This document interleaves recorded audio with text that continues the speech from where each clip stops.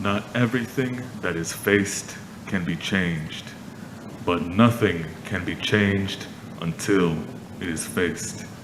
James Baldwin. Living in the wake of the afterlives of chattel slavery, of dispossession, of dislocation, of rupture, of removal, of resistance.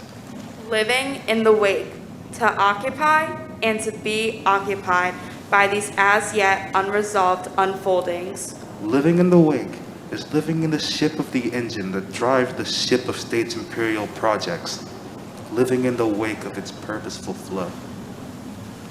Living in the wake is now. It is all now. Wake, the track left on the water's surface by a ship.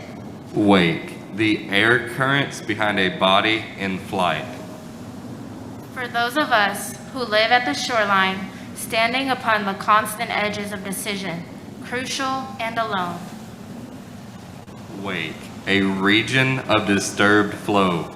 For those of us who cannot indulge the passing dreams of choice. Wake, the disturbance of a body moved. Seeking a now that can breed futures like bread in our children's mouths. Wake, in the line of recoil of a gun.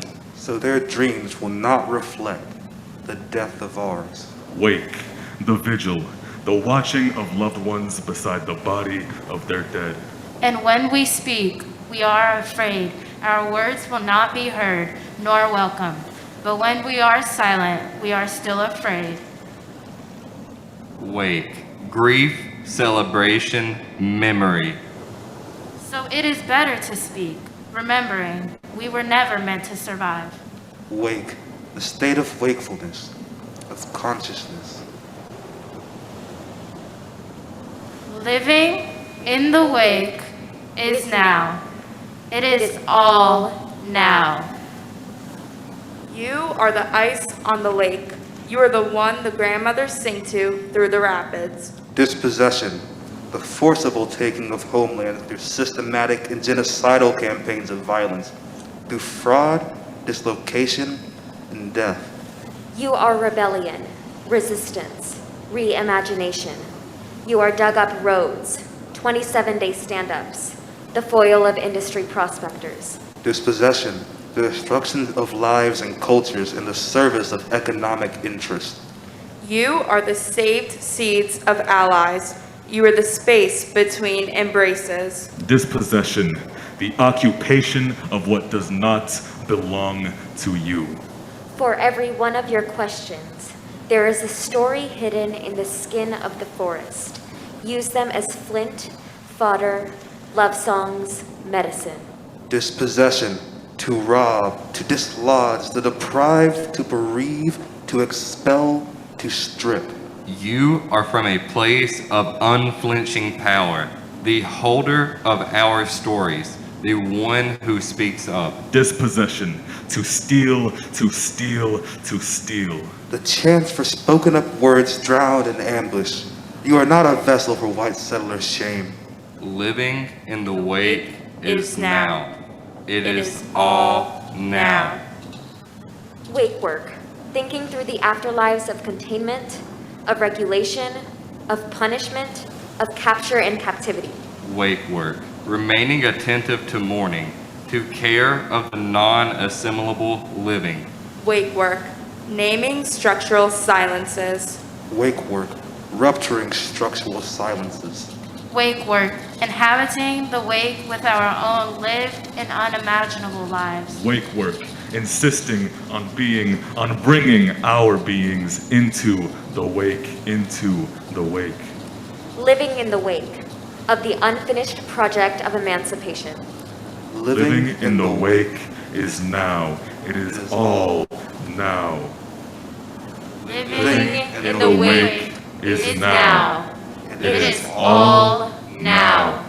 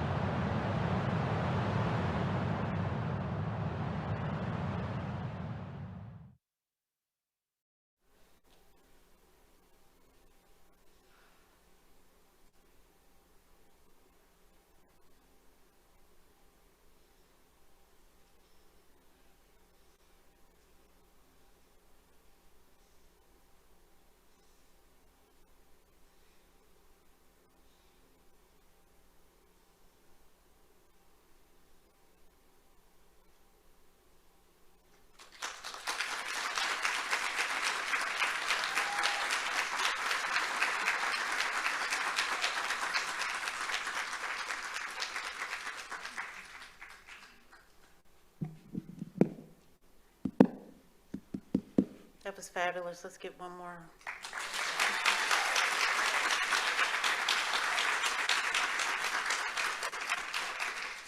To be respectful of both blessings being offered, the symposium requests no photos, filming, or recording from personal devices.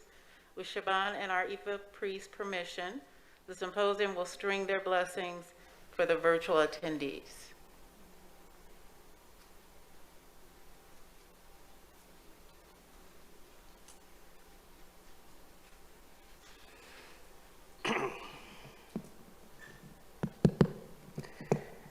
I greet everybody in this room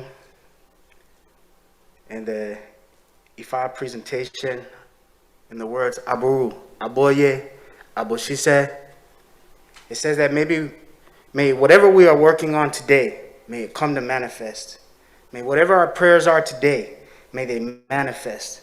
May everything that you put your mind and your feet to, may it manifest. So today we are embarking on a very deep journey today. So please, I pray that you have an open mind and an open heart to receive these blessings. I'm an Ifa priest of 17 years. I am an Egungun priest, which is a priest of the ancestors in the Ifa tradition. I am also an Egbe priest that speaks of our comrades of heaven. And today I come to you to call upon the ancestors that were on this land, not just here, but those that tilled, that built this place, and to pay homage to them. When I pay homage to the four corners, the north, the south, the east, the west, the night and the day, to my teachers and to my elders. So I will be calling upon them in my language. I'm sorry if you don't understand, but for sake of time, we will move through this process.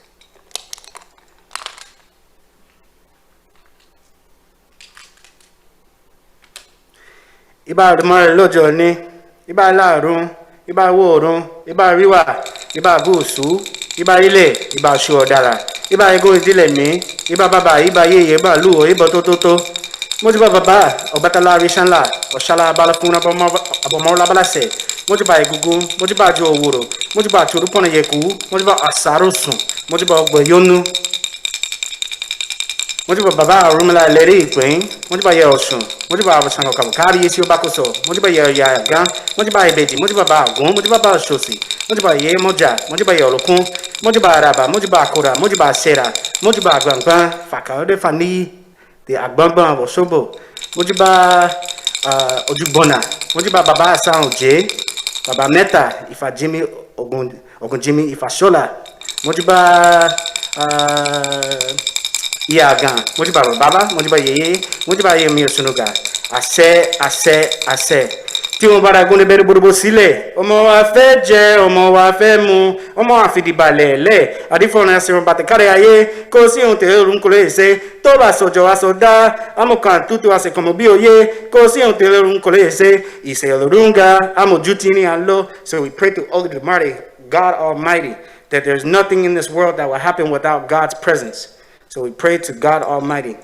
Abere awo ikira difa funkira timfu jojo moso waseti abe modeno li awo ikira erumari mojo saseti laye. So we pray that from this event all magnificent things will be the outcome. So I pray to Egungun. Egungun are our ancestors. Everybody in this room has an ancestor. There's somebody that's in your family that has passed away and you hold them dearly. So we don't forget about them. We speak to them, we feed them, we seek their counsel because they are still in the ever-present. So we can never forget them. So when we call upon our ancestors, you will call them by their name. At a point, I will ask each of you to call quietly and silently the name of your ancestors so they can also be here present in this room to take place in this conversation.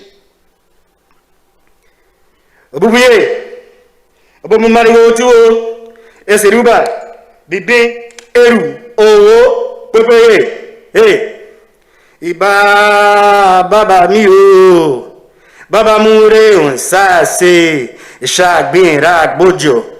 Eya fukla la ku o. Eya fukan kan wo eje. Baba mi mu re on sa se. Ishak bin rak bojo. Ara de gboluke. Omo aseke benu tuntun ma. Baba mi mu re on sa se. Ishak bin rak bojo. Ishak bin. Baba bi lo bi mi. Baba bi lo bi mi. Ara gede lolodo. Baba bi lo bi mi.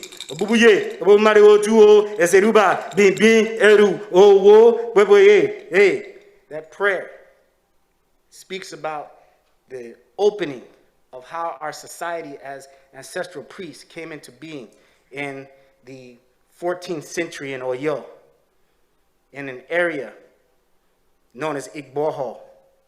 And in that area, the society as Egungun that we know of today was created from that space. When I call, we use the ground to tap. We use the ground to call. We use liquid for libation to call. So now I'm going to call. I'm going to ask the elders to come and call the names of the descendants that worked this land, that were here, that helped to build this institution. I'm going to ask that they come forward to be able to speak the names.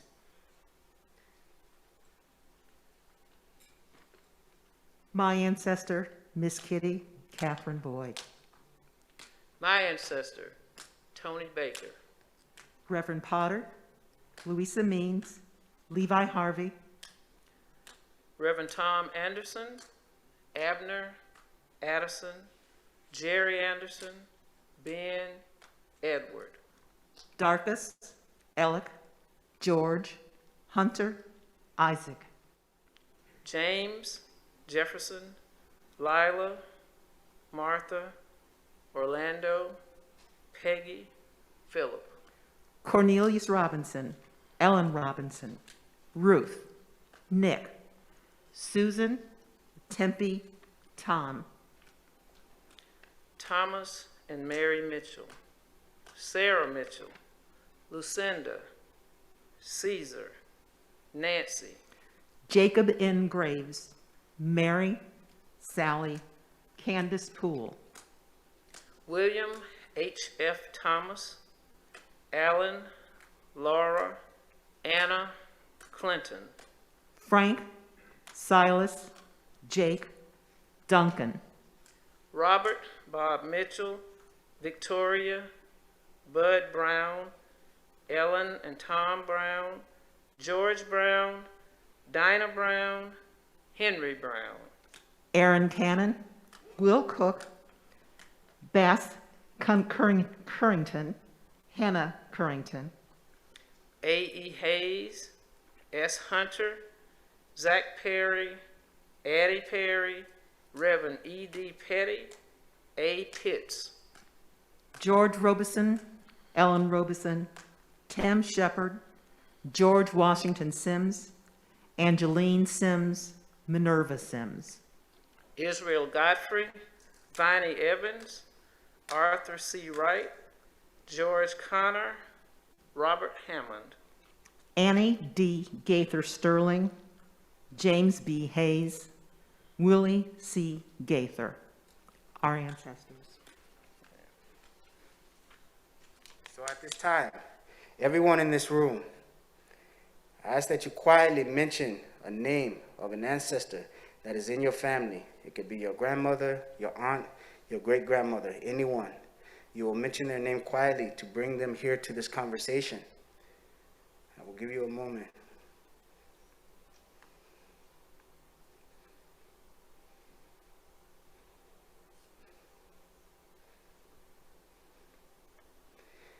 And as we bring all of the ancestors into this room, from far and from not so far, from those that are near, my prayer to you all today is that reconciliation is hard, but change is inevitable.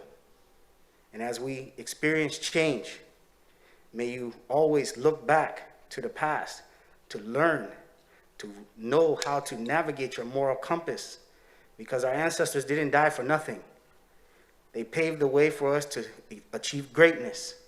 And as we have this conversation today, it will be difficult for many because accountability is the conversation of today. And if you do not want to be held accountable for your actions, or you don't want to be in a space where you can't really look at your ancestors and the accountability that is necessary to right all the wrongs that has put us in the place where we are today, then you cannot continue to walk in a space of cognitive dissonance. You cannot. So my prayer is for longevity, for us to see this all the way through, for us to have prosperity, because in the end, we will all benefit if we do the right thing today. I pray for our families to have good relationships. I pray for our children and our children's children to be able to benefit from this work that we do today. And I pray for victory over our enemies, the ones that we see, the ones that we can't see, the ones that we know, the ones that we don't know, and the ones that are hiding inside of us called fear and doubt and indecision. With that, I say Ashe.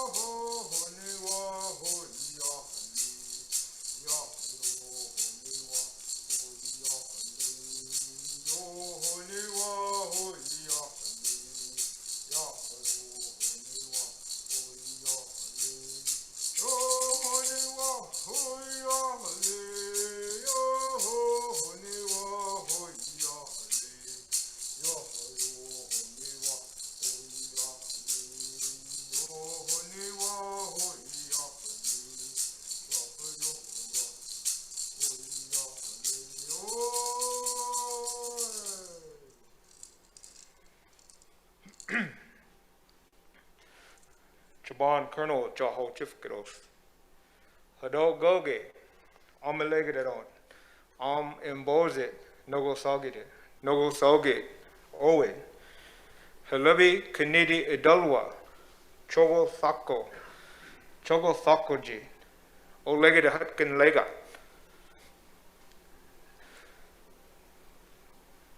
In my language, I shared with you my name, and I shared with you my clan lineage, and also the clan lineage of my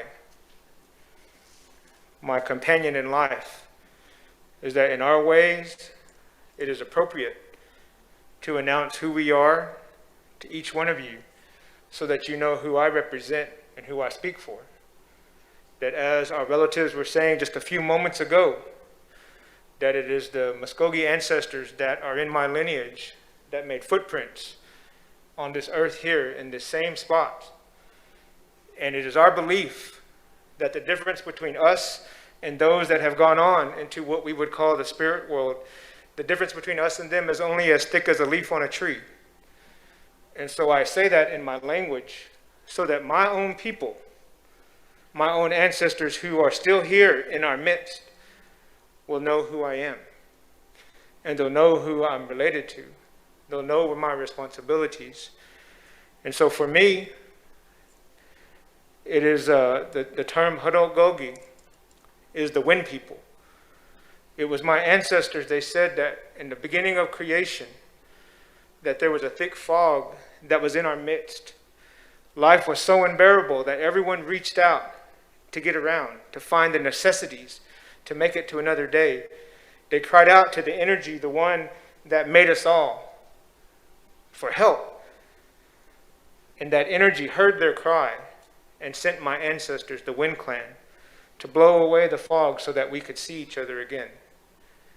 Today, the song that I share with you is a song that our people brought together. At one time, they said, my elders tell me, there were over 50 of those songs that all of our tribal towns that you would find all throughout the state of Georgia, northern Florida, and Alabama, we brought together after a time of war and being displaced. And they call it in our language the Hithkabunga, which is our peace dance. And so my prayer today, as I sing that song, because we don't always bring it out of our ceremony, it is my choice and it is my right to do that at this moment in time for the well-being of this campus, of this knowledge and the energy that you are sharing from today on, the truth that will be excavated and shared, a truth that could not be buried. This truth will guide us to become a better society and a better people, where hopefully together we will create a world where suffering and harm does not exist anymore.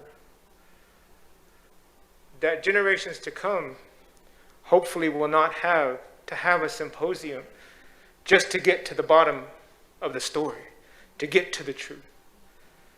So I share these words with you today, the song, and I sang 3 stanzas, so you can imagine that at one time there would have been many. And in fact, we will share that song. My son will be with me this weekend when we actually will go into our ceremonial time of fasting and denying ourselves. And we will practice this, officially as our ceremony. But my hope is that will carry us as we recognize those original inhabitants of this land, of indigenous peoples. Because in our ways of looking at things, we are all related. So that you will hear me from here on say, I have some relatives who shared a prayer with me today. I have some relatives who shared some names with me. Because we are one of that same energy. And that's what we celebrate in this moment. And so, as I come to a close, that's all that my prayer is, that we're still an oral society where we still give speeches that can last up to 45 minutes to an hour. We still do those things. But I will say this as somewhat of a prayer, that I ask us to all be of that sense of like-mindedness, no matter where we are in this world, that we recognize that there is more to what we know, that there's a way of existing with those that we consider human and even those that we consider non-human. There's a way that we exist with this earth mother that nurtures our bodies, There's a way that we exist when we even do something as simple as taking into our body the water that we drink, that it is a blessing and it is life. In our language, we say, "Wiwa hisagareros." It is life to us.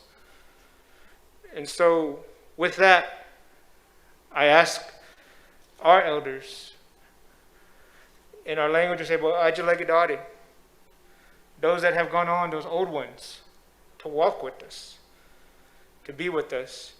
And when we remember them, there's a thing that we do, and I'm going to share it with you. I didn't plan on doing this. But it's when we are of lively spirit, we have a way of hollering that awakens that spirit. Sometimes when we lose an elder or a loved one, we have someone in the woods who does this holler, and just to recognize that moment. And so I'm going to do that in honor of all of our ancestors that have come through here. All of our ancestors that we remember today. All of our ancestors who make up the stories that we saw in the photos, in the names, and that we'll think about in the coming days.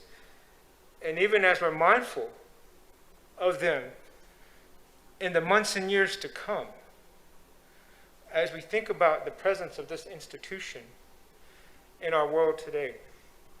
And so I'll do that twice, and I'll turn it over to the sponsors.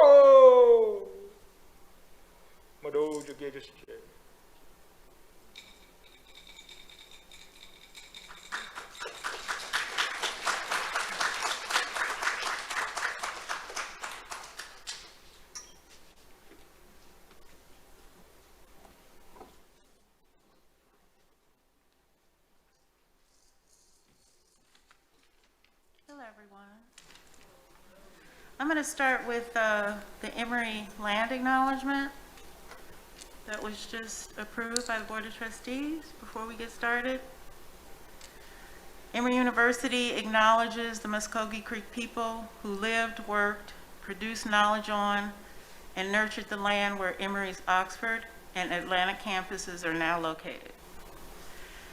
In 1821, 15 years before Emory's founding, the Muskogee were forced to relinquish this land. We recognize the sustained oppression, land dispossession, and involuntary removals of the Muskogee and Cherokee peoples from Georgia and the Southeast. Emory seeks to honor the Muskogee Nation and other indigenous caretakers of this land by humbly seeking knowledge of their histories and committing to respectful stewardship of the land. Thank you.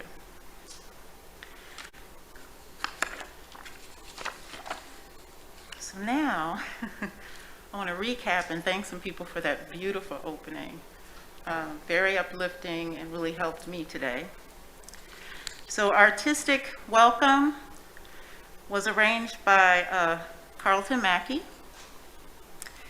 And we had movement artist Charray Helton, Malia Craft, and choreographer Indya Childs.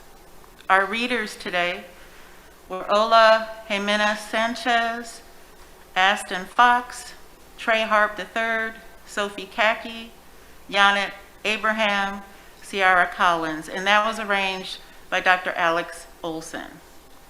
And I want to thank our Ifa priest, Baba Odutola, and Reverend Chebon, and Reverend Avis Williams, and Cynthia Caldwell Martin, our readers. Thank you for that.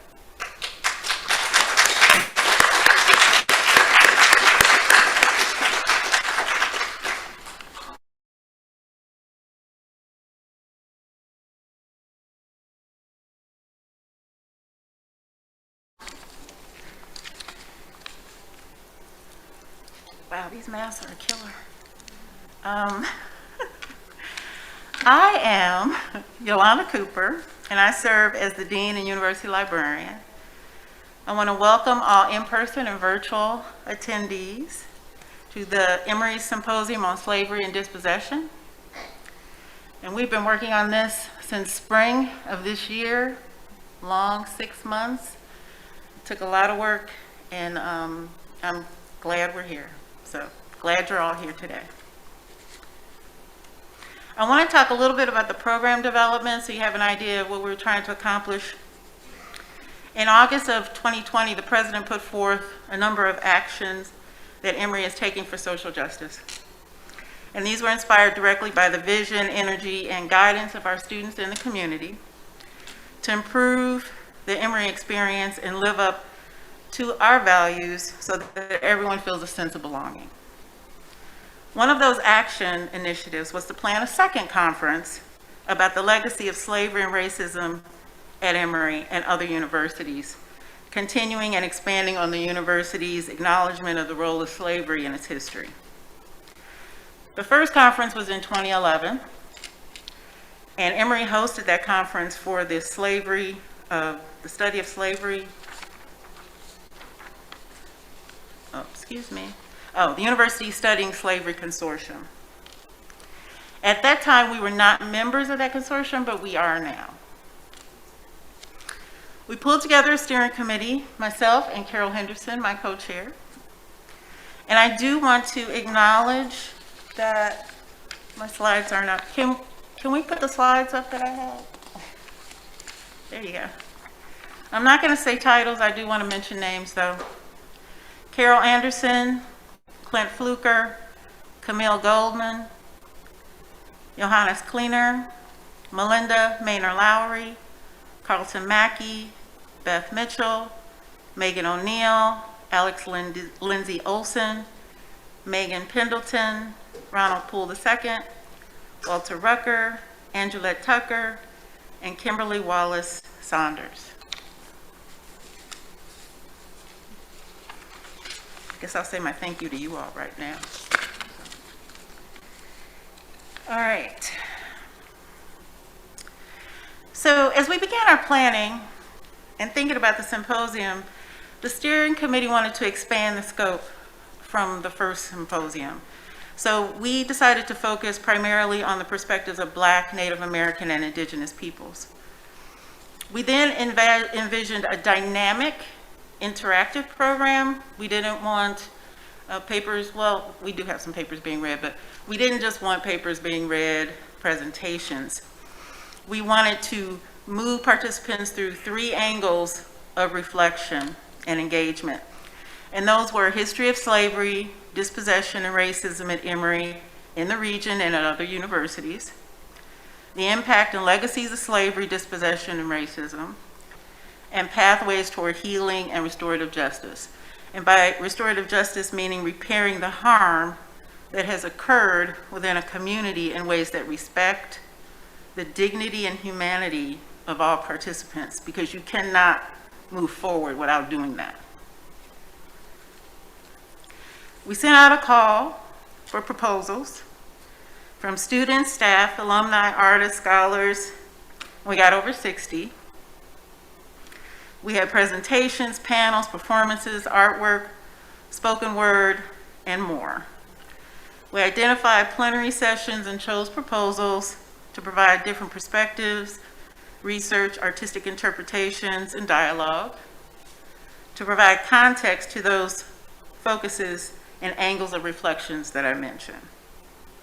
And that's both for Emory, but in other environments and institutions. Now, along with the structured programming, we developed wraparound programming. And some of that you'll see right here in this room. There's artwork in the back of the room that I encourage you to take a look at. There's a virtual reality piece over here on the right. And on the website, there's a number of, there's a lot of virtual programming that includes exhibits, film, and we have 2 pre-recorded sessions, one of which is with Leslie Harris, who was the facilitator for the Transforming Communities project. So please do explore we want to continue to build on that website. We don't want to have this symposium and then everything just closes down. So continue to look there. It's also important to note that we wanted the symposium to be preserved, so we're going to want it in the university archives. We're recording what we can record, and we're going to put that on the website, and we'll put those in the repositories. We're also creating a digital proceedings for those who have papers that they want to contribute, and that will be led by, and that's a imprint, a Rose Library imprint through the University of Georgia Press. And Clint Fluker, who is the curator of African American collections at the Rose Library, is going to lead that. And lastly, we have a listserv to keep track of future programming. If you registered, you'll automatically be added to that listserv. If you didn't register, you might want to do that. And we'll push things out as things come available. So a few logistics. We are doing hybrid programming because we wanted to make it we wanted to accommodate those who wanted to be in person and those who didn't feel quite as safe doing that. So have patience with us. We haven't done this before. There's going to be, I'm sure, a few glitches here and there. So I hope you'll keep that in mind. Again, we're recording as permissions allow. For the concurrent sessions, which begin tomorrow, they're in 3 tracks. And it's history, impact, and healing, and restorative justice. So we wanted to have 3 choices for you to make. And if you miss something, hopefully you can go back and see the recording. And due to COVID-19 protocols for a moderated yellow status, you must be masked, and there can be no food in the sessions. We do have a little water for some people, but not generally. So. Now, I'm now going to turn it over to my esteemed co-chair, Carol Henderson.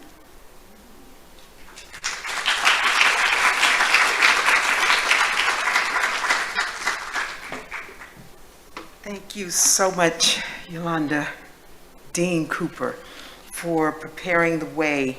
I'm going to introduce our student panel, but I want to emphasize a couple of things. One of the things is that this symposium is a journey. I want to say that again. It's a journey. It is a journey for us to realize a more equitable, diverse, and inclusive Emory. That journey cannot begin if we don't acknowledge where we've been. So that is what we begin today. We also realize that everything cannot be accomplished in one symposium. And while we would love to be here for a month, because that's how long it would take, and then some to do what we do, that's what higher education is all about, the journey. It's about the journey of more inclusion. This symposium will build upon earlier work of change agents, students, faculty, and staff across an historical arc whose work is yet to be completed.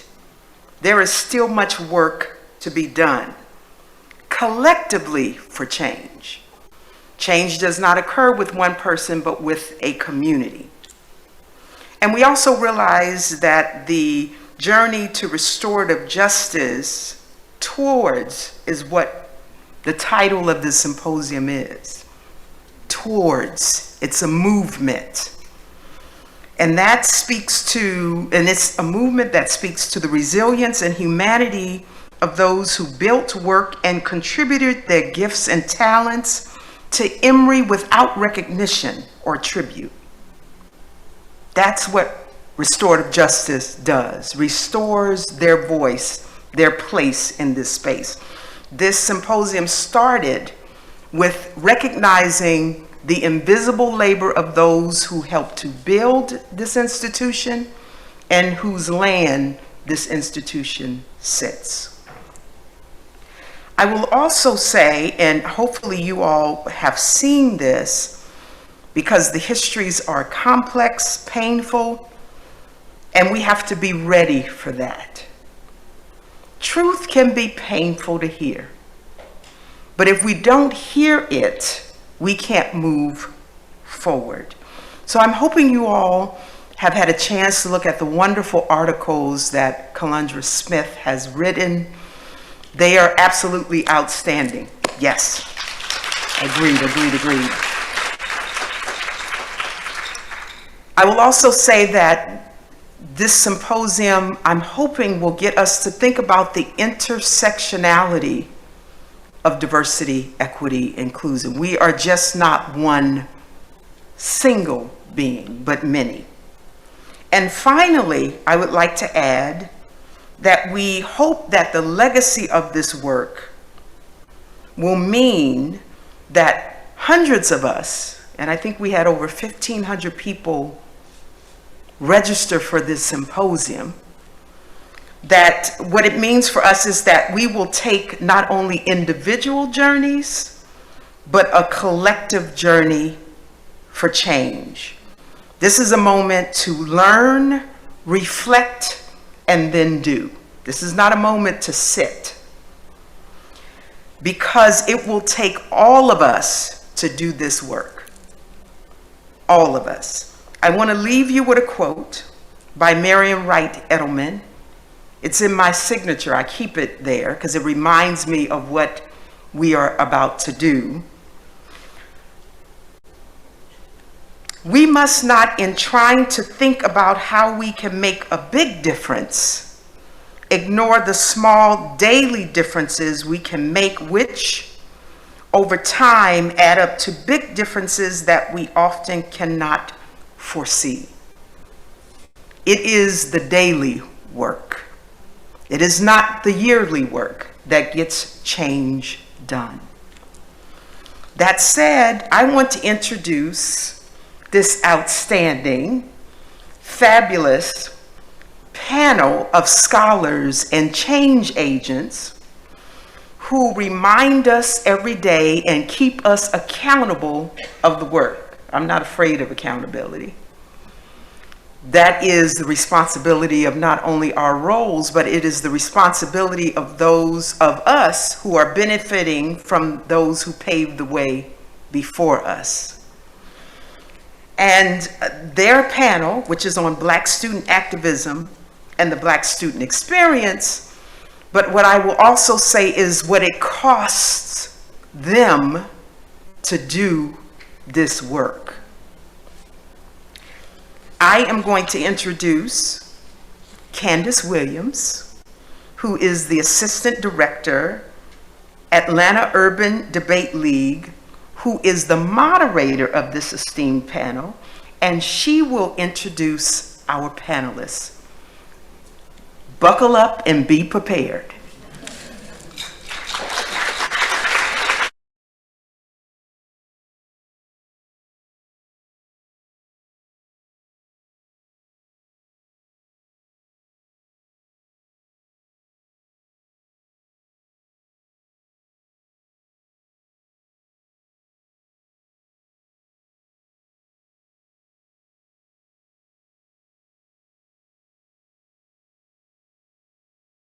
So as Dr. Henderson said, my name is Candice Williams, and I serve as the Assistant Director of the Atlanta Urban Debate League.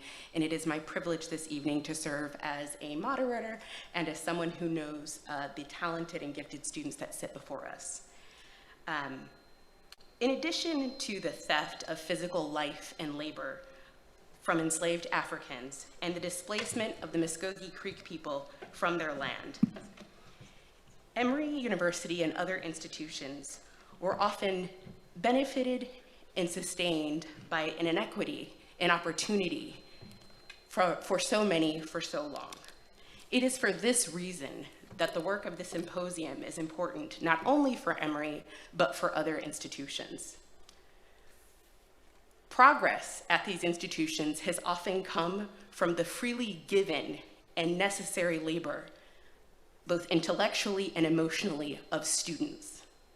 We are fortunate this evening to be joined by students who continue to perform that labor at Emory. It is my pleasure to introduce first R.W. Poole. Good afternoon, everyone. I'm Ronald Rw Poole. I'm one of the organizers for the Coalition of Black Organizers and Clubs at Emory that sent the letter of actionable items to the administration in June or July of 2020, and have been in cooperation with the administration since then. Kyle Trevelyan. Good evening, everyone. My name is Kyle Trevelyan. I'm a senior in the college. I study human health and nutrition science on the pre-med track. And across campus, I'm involved in a lot of things in a lot of different capacities, namely the Black Student Alliance, the Magnificent Mu Alpha chapter of Alpha Phi Alpha Fraternity Incorporated, the Black Men's Initiative, and the Minority Pre-Med Society in Black and Latinx in STEM.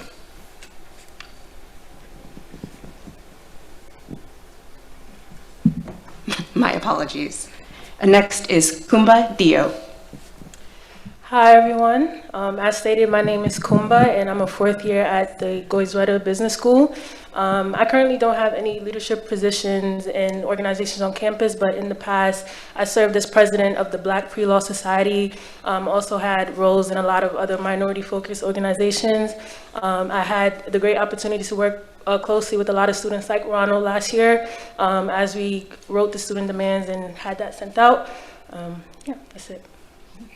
Marie Rock. Hi, everybody. My name is Marie Rock. I'm a current junior at Emory, double majoring in political science and African American studies. I currently serve as the president of the Black Pre-Law Society, also the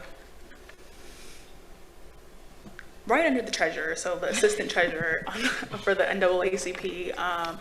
I've also, like Kumba, served on other executive boards in the past. I also, was with Ronald throughout the process of formulating the demand letter, but also in the meetings that preceded the demand letter with the university in ensuring that our demands are being met. Marie Odney. Good evening, everyone. As stated, my name is Marie Odney. I'm a junior in the college. I'm a sociology major on the pre-law track. On campus, I am secretary for the BSA. I am the Women in NAACP chair for the Emory's NAACP. I am a member of the sweet new Alpha chapter of Alpha Kappa Alpha Sorority Incorporated. And I am a step mistress for the first year step team Nambika. Mercedes De La Rosa. Hey y'all, my name is Mercedes. I'm a senior in the college, majoring in anthropology, human biology, minoring in African American studies. I am the current president of the Association of Caribbean Educators and Students, ACES. I am the vice president, also founding member of the club we recently chartered, Black and Latinx in STEM. And I do a bunch of other things also, but we'd be here for a while. And finally, but not least, Eddie Kerber Jr. Good afternoon, everyone. My name is Eddie Kerber Jr. I'm a fourth year in the college, majoring in African American Studies in the honors program, minoring in sociology. Some things that I do in the college, I'm the president of Ahana Acapella. I'm the first Black man to be president of Wonderful Wednesday. I'm the vice president of the Magnificent Mu Alpha chapter of Alpha Phi Alpha Fraternity Incorporated. I am the co-president of the Black Mental Health Ambassadors. I'm also a senior resident advisor for Eagle Row, which is our Greek row here at Emory. And delighted to be here. So we'll go ahead and get started.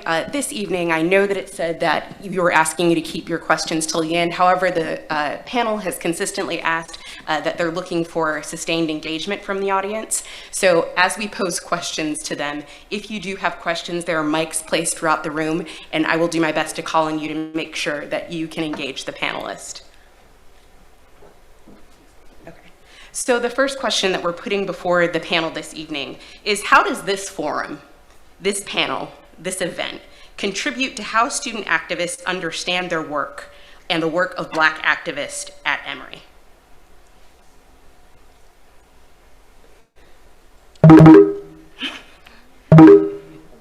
So that question is meant to sort of get at, what does it mean to be here?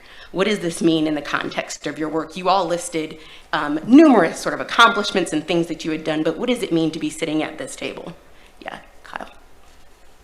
So personally, for me, what it means to be at this table, it means that honestly, we care. Coming here from all the different places we come from, at the end of the day, this is still a PWI, and we are the minority. And there's a whole lot, you know, that we deal with, honestly, and we could talk about it, or we could put ourselves in these positions and places in which we are, you know, somewhere where we can do something about it. So pretty much just informing the public of our efforts and also what we need from the public as well as what we need from administration. It's a very integral thing to be doing, and it's very important so that we represent ourselves properly, and we also enhance our experience here as well as the people to come after us, because at the end of the day, we do all leave here eventually, and the legacy we leave lasts forever. So that's what it means to me. Yeah, and along those same lines, as you guys may know, this is not the first time that there's been student demands. It's been happening since, I think, like the late 1990s. So just us sitting here showing that the administration is willing to work with us and like we're finally moving in the right direction. And also just to make sure that Black voices are centralized in this experience and as we like move forward as well.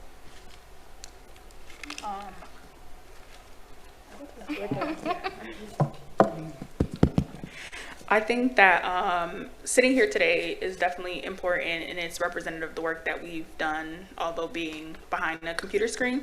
But I also think that, I'll say this, I think that it's important that, you know, our work, like Kumba said, is coming from students that were before us and that experience Emory to a different level that we haven't even experienced it, because the experience of the students in the 70s and the early 2000s is not the same as the Emory that we're experiencing today. So I think that it's important that we acknowledge their experiences.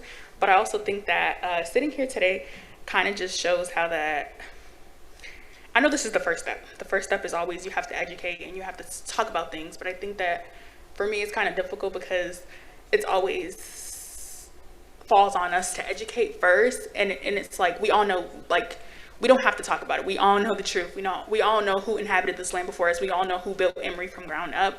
So it's good that we can talk about it, but it's important that actions follow what's being talked about today, because how many more symposiums are we going to have where we continue just talking about it? Just talking and talking. Talking doesn't really, you know, provide any actions. I think being here today helps us feel seen. I mean, if we really think about it, like my other panelists have said, like, we're just continuing the work of the people before us. But if I were to ask anyone in this room, can you name who started this work, you know? Like, who were the students who first started their demands from Emory? I mean, I don't think a lot of us can even name the entire cohort, but all of our names were listed. We're all being recorded. This is gonna be in the university archives. It's on Zoom. Like, you know, you'll know Anne-Marie was on that panel, but you won't know that Anne-Marie's continuing the work of somebody else. So I think this being here is like helping these demands be seen and putting the faces behind the demands. Because I think a lot of times the work, we talk about the work, but we don't know who started it or whose legacy we're even carrying. I think being here at Emory in general, we're innately kind of put in this space where we are the active resistance simply by attending here.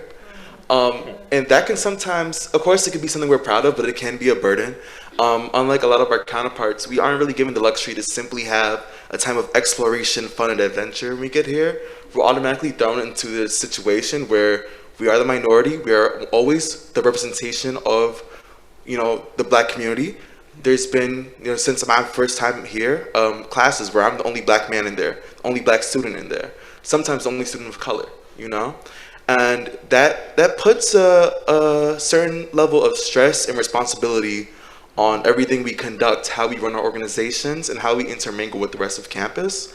So being here, it's definitely being put on a spectacle, and the people on this panel, we've made our best efforts to still do well and achieve while being on that spectacle.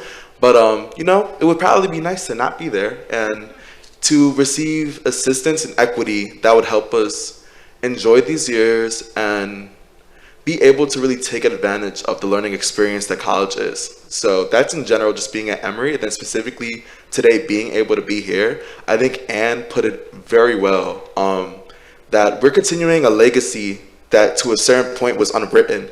One of my previous friends who also worked with RW on CBOC, Tefin Benedict, I know one of his biggest dreams to accomplish at Emory was being one of the first Black men to run the Student Programming Council. And having people like that lead these initiatives, having people that want to break these barriers down are going to make the difference.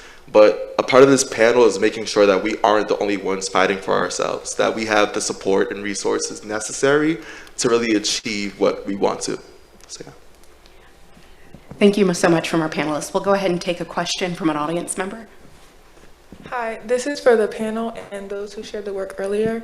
Were you guys paid monetarily or otherwise for the time in preparation for the seminar and being here today?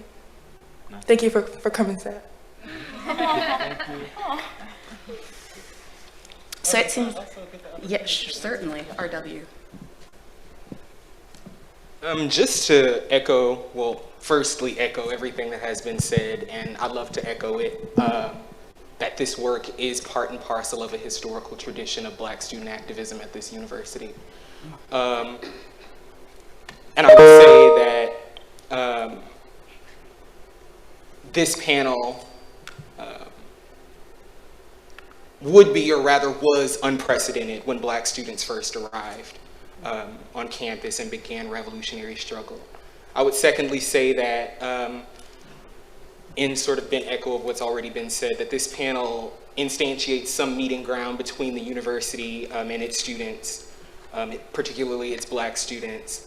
And I think it's something to be said for Black students innovating this space.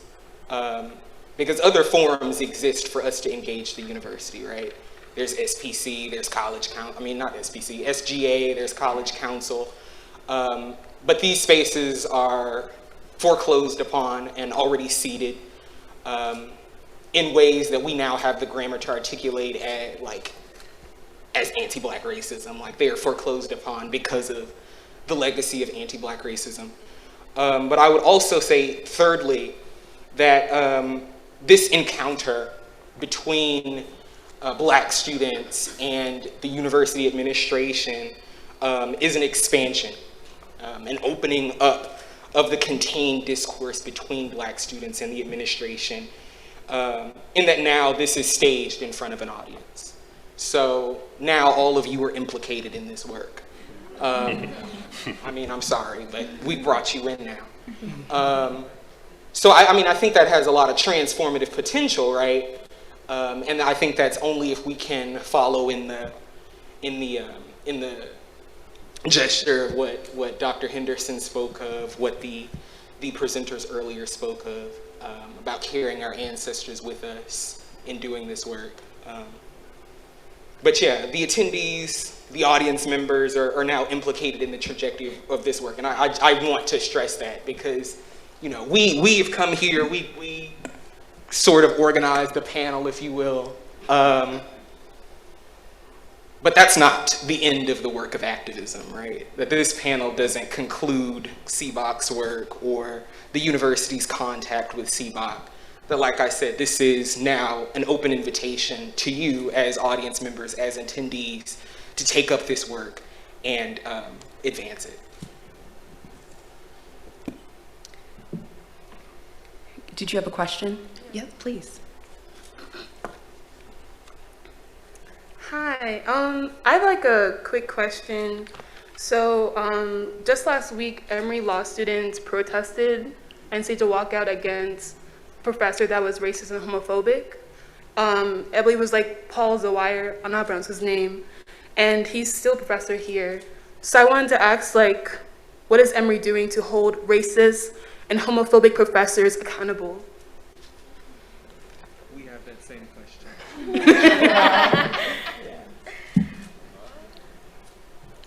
So I want to give you space to ask that question, right, and to present that. I don't want to hold these panelists accountable to answering for the institution. That would be inappropriate and unfair to them. Yeah, I think like maybe like what should Emory do is like my question. So your insight is okay. Yeah. Would you feel comfortable. Right. So I'm also not going to answer for the many administrators that are sitting here. I think that when these incidents happen, that the institution, right, for which is not represented by these individual professors is undoubtedly mournful, right, as to the damage that that causes to our communities when incidents like that happen.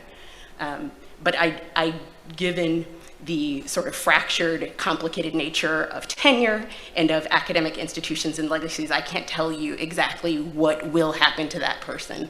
All I can commit to you, standing here before you as a staff member, is to do my best to make the community more welcoming and to give you a place to come and talk and speak when you need to. And I guess I implicate the rest of the people who are sitting in this room before me, saying they take up that work and that mission as well. Thank you. Thank you. So another question that has sort of come through Zoom and through questions that we've been brought to by other students who are here is, what are challenges that are presented to Black activists, Indigenous activists on Emory's campus? Are those challenges that you feel as though you would have if you were performing the work external to Emory? Are those challenges unique to being in this sort of academic space?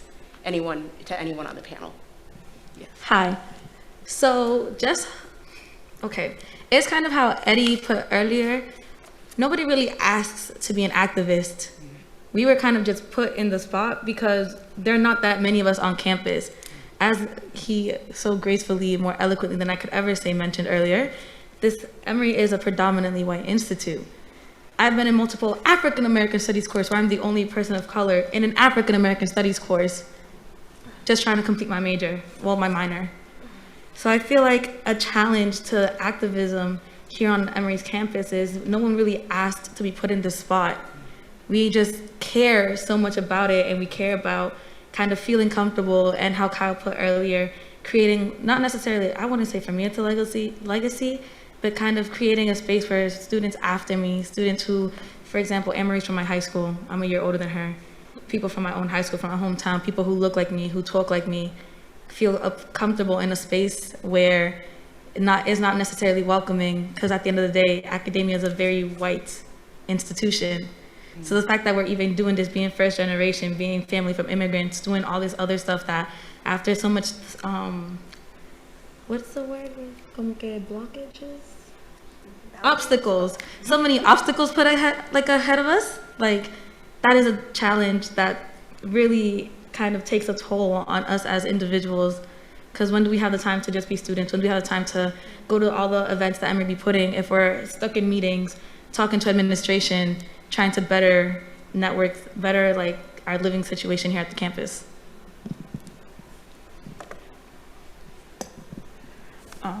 I just think that in addressing this question, like what toll it takes on us, it takes a big toll. You know, you have to, one, concern yourself with doing your schoolwork, but also two, being a Black student in a space that you weren't supposed to be in, and then three, ensuring that the institution that you're at is meeting the needs that you want from your institution. And I think that it's kind of difficult because you have to think about your position, like your academics, but your position as a student, because you need to be considerate of the way you engage the university. Like, if you look at any Black movement, like there's the violent, there's the non-violent way, you have to be mindful of how you're going to engage the university, because you have to think about, okay, well, I'm a student here that pays tuition, but very easily, if I do the wrong thing, I can get kicked out, even if I'm fighting for something that I so deeply believe in, and it's something that's deeply important to me. So it's just knowing that how to engage the university, but also thinking about your academics and your position as a student. But I also think that it's similar to the way activists are in the real world, but a little different because Emory is a private institution, so they'll very quickly address us and send us an email or send apologies or do things that we might demand, versus in the real world, nobody, like, they're not obligated to do any of that for you as a Black person. So I think it's similar but also different in the real world. And along those same lines, I feel like a lot of the challenges that we face here come down to like the many avenues and channels that we have to go through in order to finally get the change that we need. For example, the student demand letter, it came out over a year ago, and I understand it is a journey, but just like it's been a year later, and a lot of our demands have been acknowledged, and there has been a lot of action taken, but there's some that still haven't been. And just like that general timeline, like how do we know when we're gonna get to a place where Emory is inclusive to all students, and that also includes like staff and faculty members as well. And another challenge as well, I forgot who I was speaking to before the panel, but someone also mentioned like it's a challenge to mobilize students at Emory, and that is a big challenge that we just face as activists in general.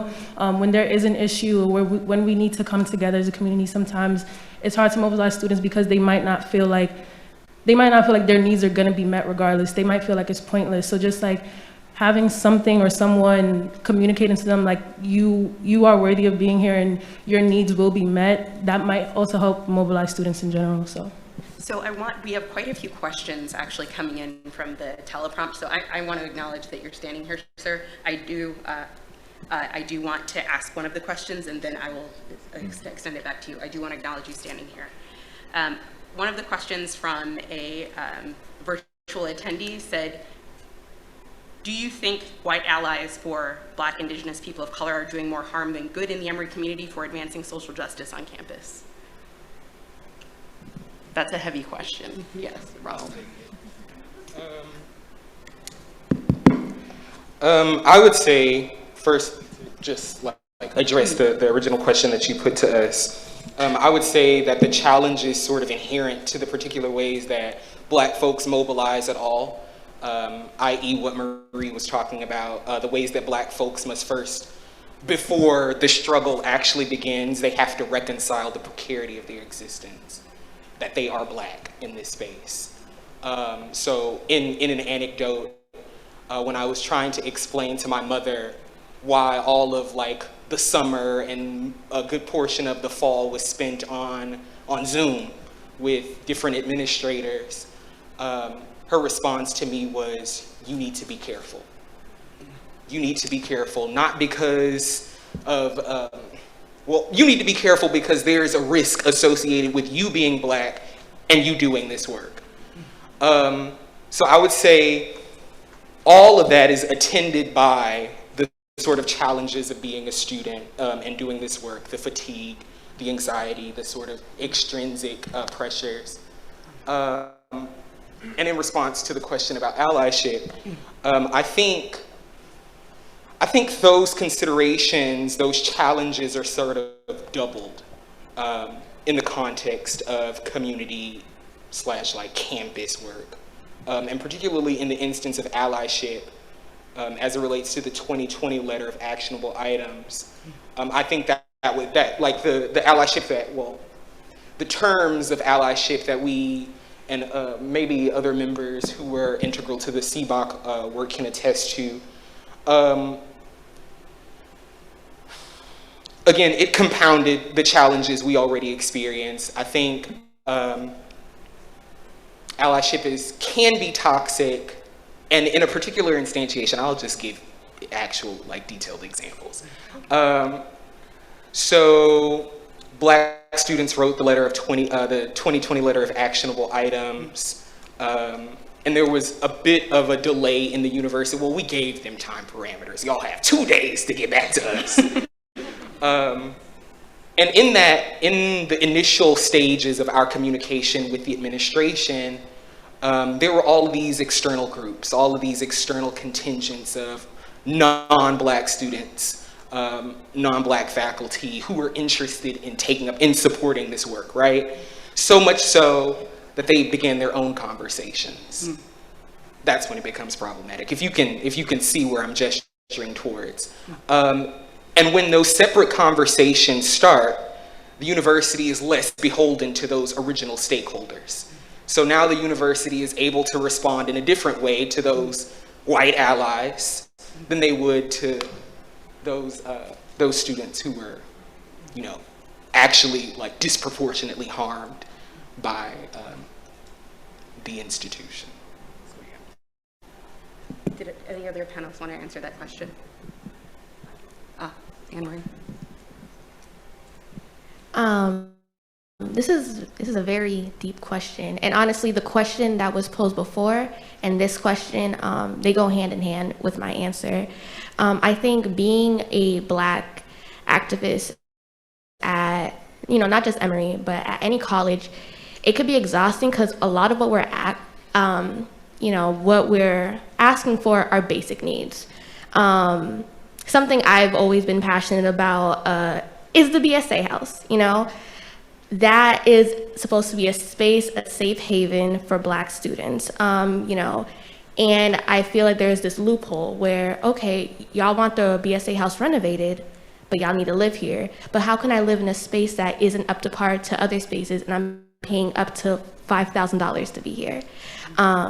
So being a Black activist at Emory is seeing these problems, and it's like, I don't have the money for this. I can't renovate the BSA house on my own. But for whatever reason, it's falling on me to constantly push the university to do something about it. Now on allyship, I think RW said this really well.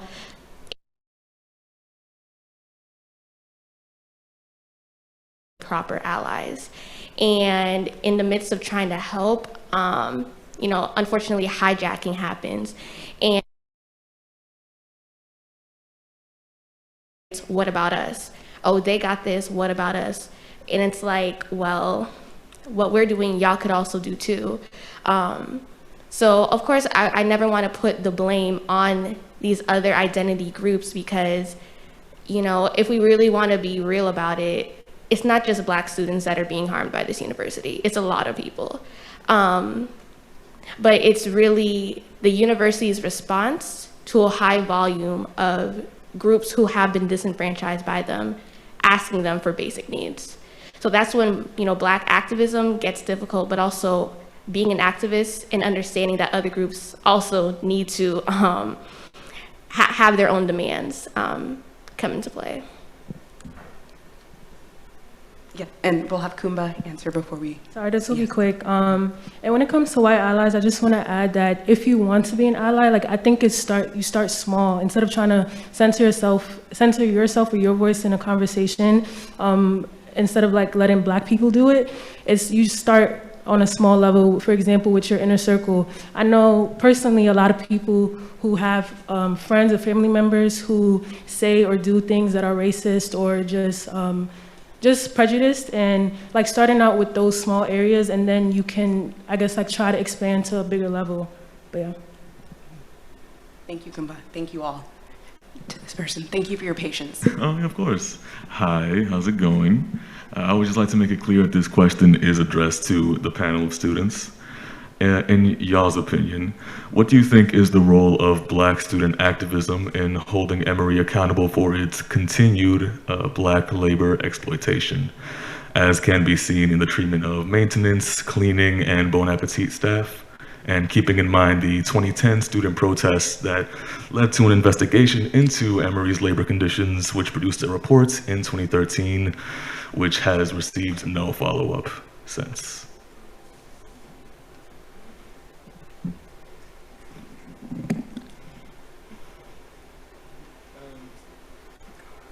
So I'd like to be intentional in answering that question. I think you've rightly pointed out that the work that preceded the 2013 class and labor committee report was initiated by Black students, of course, and was taken up as coalitional work between students, staff, and faculty members. I think the way we hold the university accountable is through sustained contact. And that's why I would like to reiterate again that this panel isn't the culmination of any work. This is nothing. So sustained contact with the university administration, and obviously that has to be mutual. That's important, and it's important for us to create structures in our own community so that that sustained work can be sustained, because student turnover is a real thing. We're out of here in 4 years. Presumably, we're all out of here in 4 years. So that requires concerted action on the community level, on our end, for us to create structure so that this work can be continued. So that's why CBOC, that work, even though it's trailing off this year, I think that structure, that contact between the university administration and the Coalition of Black Organizers and Clubs is central. And again, these forums already exist. Like, we have SGA, we have College Council, but I think, again, it's something to be said about structures that Black people innovate, that we've invented, and answer. I don't know if it's a good one, but. Yeah. Thank you. Hi, my name is Claire. My pronouns are she, her, and hers. And my question is about, we know that a little bit of rest goes a long way in the revolution. And so we've gotten to hear a lot about the work that you're doing, but I'm curious if y'all could talk a little bit about the self-care and or the community care that you create, either by yourselves or with university help. And if that doesn't exist, because that's like a very real answer as well, if you could talk about the self-care and or community care that you wish you could create or that you wish the university created for you. Thank you.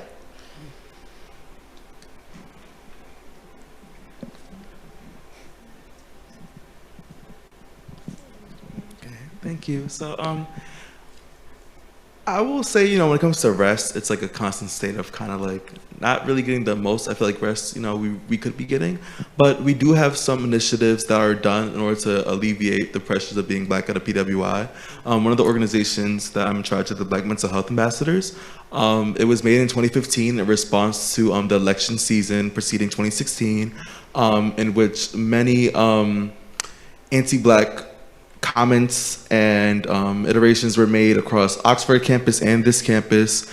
Postage was posted up making Black people feel as if they did not belong here. So in response to that, a list of demands were given, very similar to the ones we're having now, with one of them being that we wanted more access to mental health care. So BMHA was founded out of that, and from that point on, we've been trying to work on how to best give programming and resources to the Black community. There are other orgs there. We have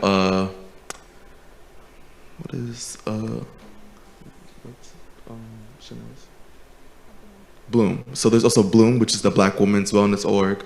I think for all these organizations, but BMHA is unique because it's funded through CAPS, but for a lot of our wellness organizations, what could ultimately help us more is funding. That's the big one. But I think also trying to help us with, programming in ways that we don't have access to. So in my time working with Wonderful Wednesday, I realized that people such as like SBC, for example, they have a lot of trainings and resources and connections that allow them to do big budgeted or higher resourced events that allow for them to actually do like bigger things. And I feel like if Black leaders or Black presidents were given that access, it would allow for us to make more for ourselves. But at the same time, it's also finding that space of like, at what point do we stop making these things for ourselves? When is it provided by the university? And I think that's another part to it. Because I feel like a lot of the Black mental health care that's available at Emory is all, if not most, all provided by Black underclassmen. So maybe potentially having more resources through official means, like guaranteeing that Black people would be able to get extended offers at CAPS, because with CAPS there's a limit to how much you can see a psychiatrist or a psychologist, and more administrative based resources, I think would alleviate a lot of the stress that we do for our own mental health.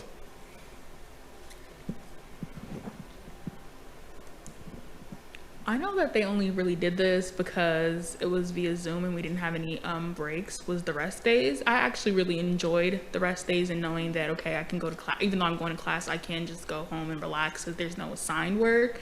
Because I feel like even if you do have mental health resources, like that's time you have to set out of your schedule that you already have, like with your list of things to do that you have to also take care of. So I think the rest days were very useful to me because I could use that time to do something else. Just quick, a big resource that I've found when it comes to self-care, especially mental well-being, because if we're being honest, we all come from the community where it's like, keep it inside no matter how hard it is. These black faculty and a lot of black staff, I can name Dr. Brothway, Dr. Brew, Dr. Sanders, even Dr. Suller. They've all, when they ask, how are you doing? They want a real answer. And I've given fake answers, and then I've had some that know more about me than I thought they knew, and I done had to tell them what's really going on. So that honestly matters. And because my parents, they're back home. I don't have someone to necessarily look up to here. So someone that actually cares about my experience and what's really going on and how I can make it better day after day, it makes a difference. So definitely seeking them out has helped me a lot. I would say, and this might be like a sort of cop-out to answering your question, which is, the prefatory note first. I'm of the mind that self-care is coextensive with communal care. And again, that's the cop-out prefatory note, which is all to say that, there are certain moments when I'm overwhelmed by how daunting this work is. But I am super blessed to have the system of accountability that I do, even if I'm not always good about enforcing their suggestions. And I'll name names: Candice, Marie Williams, Marie Rock. These are my muses, my founts of strength. Additionally, my mother, God. All of these are important. But having a system of accountability amongst activists, I think, sort of hedges against the burnout that I often feel, but I'm always revitalized after a good kiki with Candice or a good kiki with Marie. So yeah. So thank you. One of these questions, I want to acknowledge you that we're going to ask one of these questions, and I'll come back to you. So do you believe that there's tension between how the university sets forth achieving the goal of diversity, equity, and inclusion in its mission work, and what you understand or how you believe that work can be achieved? Do you believe that there are obstacles to achieving that work here? Yeah.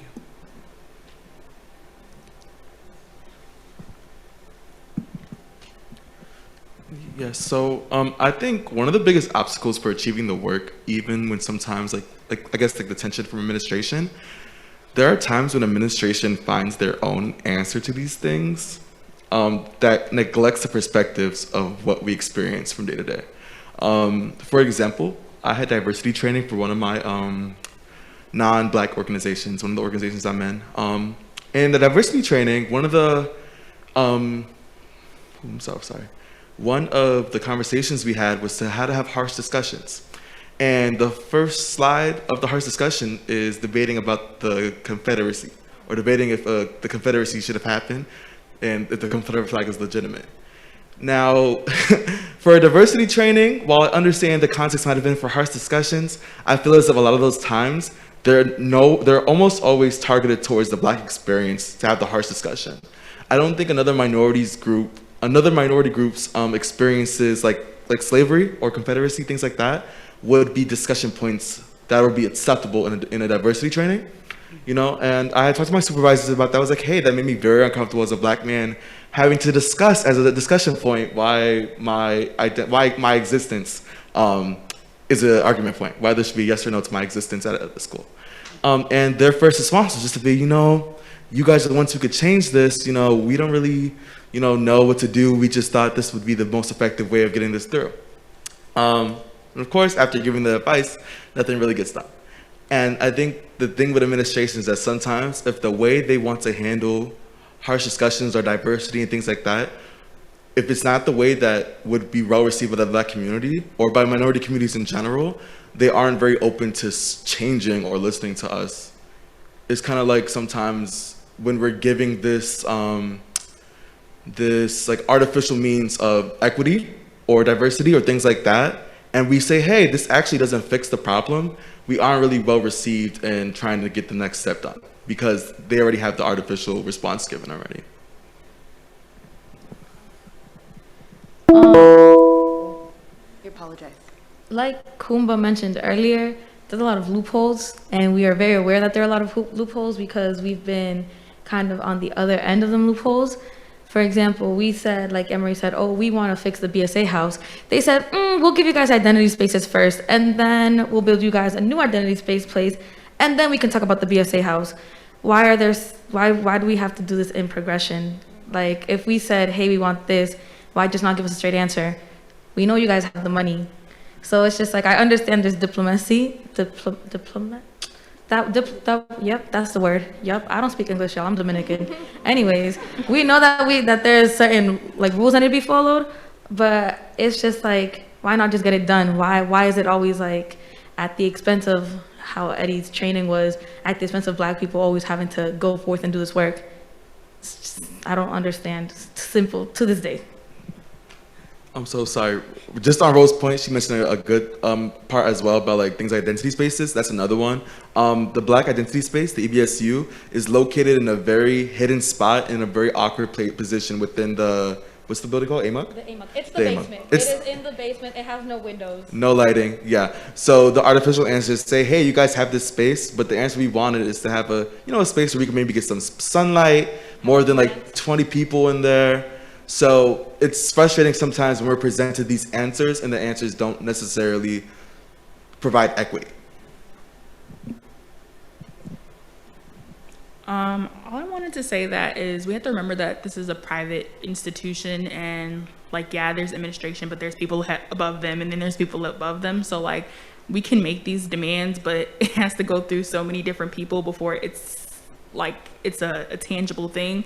So I think that's why there's so many steps before the like actionable item. Like, we had to have meetings for an entire year before we got something in person. So I don't fault the university, but at the same time, like, maybe they need to figure out, like, with the above, like, what is their quicker process to addressing student concerns? That's exactly the line that I wanted to go down. When it comes to this university, we do know that there's like above administration, there's like the board of trustees, and then there's sponsors and people who fund this university. And we know that at the end of the day, the big decisions come down to those people, because Emory would not run without that funding or without that money.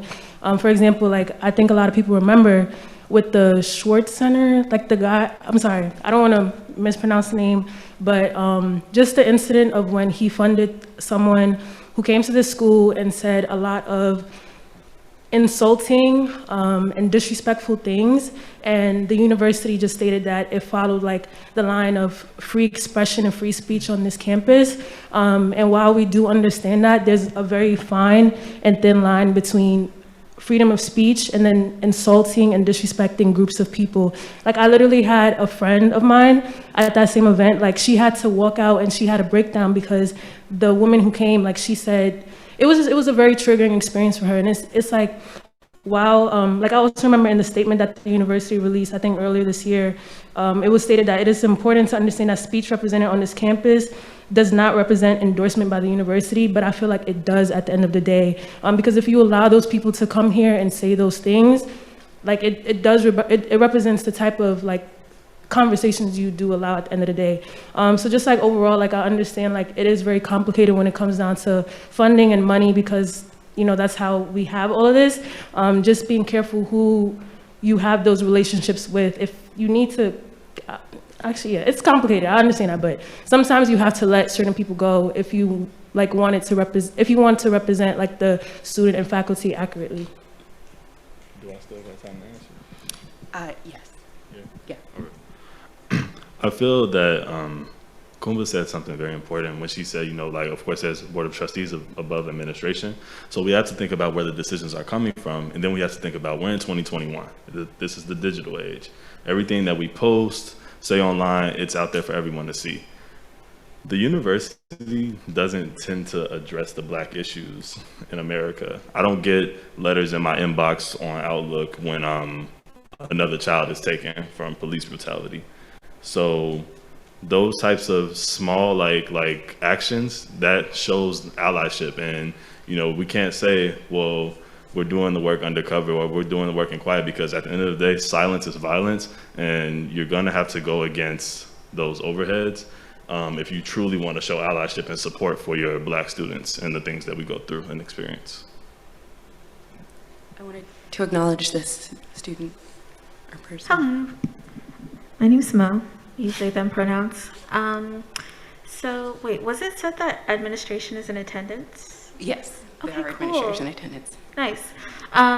So my question is, what do you see as the intersection between the anti-Blackness you experience on campus and how that influences your learning experience, your navigation of the campus, literally just trying to earn your degree?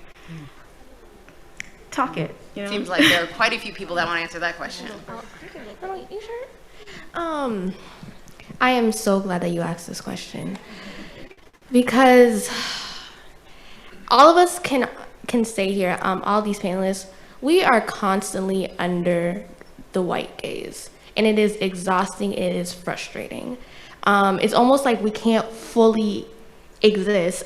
Speaking from, I'm a member of the Divine Nine, but I'm also the CA for an AKA lodge, the AKA lodge.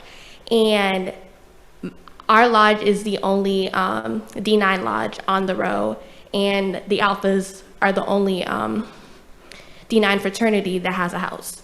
So coming from that, it's just constantly, we have to do this or they're gonna take the house. We have to do this or they're gonna take the lodge. And it's like, how can I, in my own home or within my org, how can I fully enjoy myself, but also be who I am if I constantly feel like if I make a wrong decision, it's gonna give the administration an opportunity to snatch that away from me. You know, like something I always say with pride is the AKAs have a lodge, because not a lot of schools have that. But it's like the AKAs have a lodge, but you know, if I just do, personally, I don't know what I could do to make them take away the lodge from me, but I know that if I make the wrong move or if the org itself makes the wrong move, it's not gonna be hard for the university to use that. And just as a member of the D9, seeing that like other spaces have been taken away, like the Alphas just now got their house and Alphas have been on campus. So like just knowing that like these spaces just get snatched from us. But like for other orgs or other groups on campus that do egregious things, they're just chilling. They have their spaces, they just get a slap on the wrist. Parties were thrown during the pandemic, nothing was done. But when it comes to us, we do anything, and it's almost like the university is just looking for a reason, to be honest. So that whole me wanting to be a leader on campus, but knowing that if I lead the wrong way, or if I, you know, participate in my Blackness, it could go down on not only me, but like my entire community, it's exhausting. You have time. So I'm an anthropology major. Anthropology is the white man's major. I'm a Black woman, Afro-Latina woman in anthropology. I've had multiple instances where I've had to go up to the department and be like, hey, so a grad student just said this, this, and that to me. And they're like, oh, no, like, I can't believe it. Or even my freshman year, I almost dropped the major. I declared my major freshman year because I was so sure I wanted to do anthropology. But the sheer disappointment I had in the department when I would go and I say something and just nobody would respond to like, hey, this grad student said this. Hey, this professor said this. We've had multiple professors throughout Emory say horrendous things, as the young woman who brought up the question earlier. Our freshman year, were you in that class, Kumba? No, was Nadia? We've had multiple of our friends be kind of uncomfortable in classes because professors have been saying things left and right. And it's just the fact that we are the ones who have to go up and be like, bro, like, come on, like, again, or why is this still happening? Like Kyle said, this is 2021. So it's just going back to your question. It's not a comfortable space. You can't be who you are, always treading on, trying to make sure you have to be black in mold of other people's whiteness. Oh, thank you. I just read that in a book, y'all. All right, we have just a few minutes remaining, but I did want to give the gentleman or person who's standing over here an opportunity to speak. Yeah, I appreciate it. My name is Jerome Miller. I'm a 1L at the law school. I'm kind of old, but it doesn't matter. So with respect to the law school incident, we had two different professors, one who used the N-word in reference to a previous instance of the N-word being used, and then another who used a homophobic slur while he was quoting a Supreme, or not a Supreme Court case, but just a court case. And one of the key issue to that was just the open expression policy, which is a school-wide issue. And so the law school launched a protest against the law school to protest the school-wide issue. And so I kind of have a two-pronged question here. First, with the demands that we had for the law school or that were released, some of them were kind of vague and generalized, not really pointing to a key issue or a key outcome that we wanted.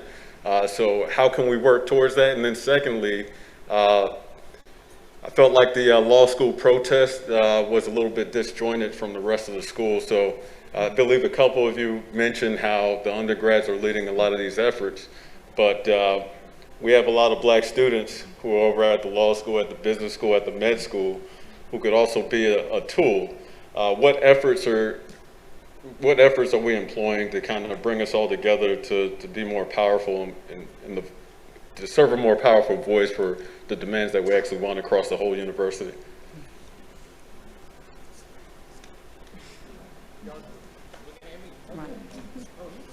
I mean, I got it. Start us off. I represent the Black Student Alliance, and I can say that we do try to make sure that all invites and communication go out to everyone. I have noticed that this year specifically, a lot of MPA students, law students, even med school students have been coming out a lot more to like undergrad events, and just establishing that first primary connection is what kind of lets us know, like, of course we know y'all are with us and stuff like that, but it kind of lets us know that, hey, let's get this synergy up and let's work together on these types of issues. So just as undergrads, probably I would say, let us know where to be at, let us know where to come. Not saying that y'all necessarily have to lead us per se, but we're not gonna know to be there if we don't know where to be. And just in bent echo of that, I would just reiterate the fact that these structures that we're creating, that undergraduates and alumni we're integral in creating, have to be sustained in order for what you're describing, that coalition between undergraduate students and graduate students across the university system. In order for that work to be possible, we have to feel like we have agency, right? And I'm afraid that doesn't universally exist across the college. That sense of agency, that sense that we can work with these folks in the different graduate schools, because I think a lot of that has to do with the institutional narrative itself. That this history of activism has been excluded from a lot of the history, so that Black students especially don't know that they have access. They can make these types of changes that are necessary, and I would just reiterate that these structures have to be maintained. And I also would say, in relation to the 2020 letter of actionable items, that work was done in the context of COVID-19.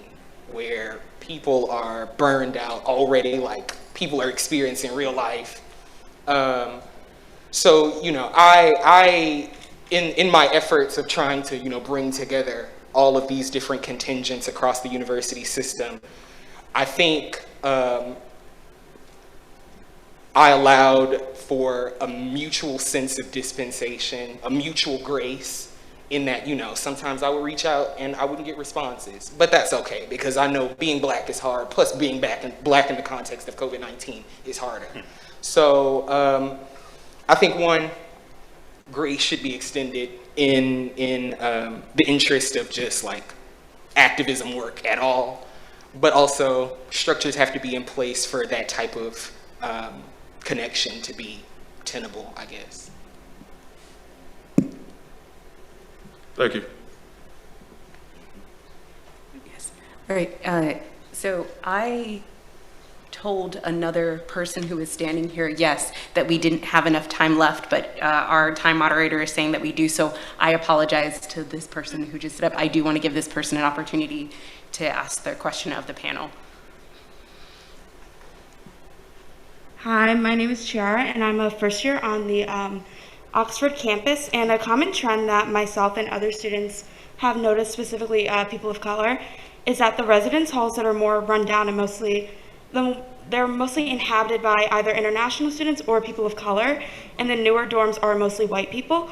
So my question is, like, pertaining to the BSA house, because I know that that was mentioned, is this a common trend as well on the Atlanta campus, and has this been brought to administration? Yes. Thank you. Yes and yes. Yes and yes. Yes and Yeah. They know. They know. But I don't know how housing works though, because it was very weird. A lot of the Black women that I know lived in Dobbs, which is like the smallest dorm here, and like there's literally no room, and both of my neighbors are Black women, so I don't know if that's like to say anything about how housing works, but yes, we tend to live in the more rundown houses. I don't know how they pick housing times or whatever the case may be, but I lived in Dobbs. Absence of like specific information regarding like how housing works, I think you're gesturing to a larger university system level problem that residence halls are, you know, kind of trash. And, you know, I mean, of course we could racialize this because there is that racial dynamic that you're describing.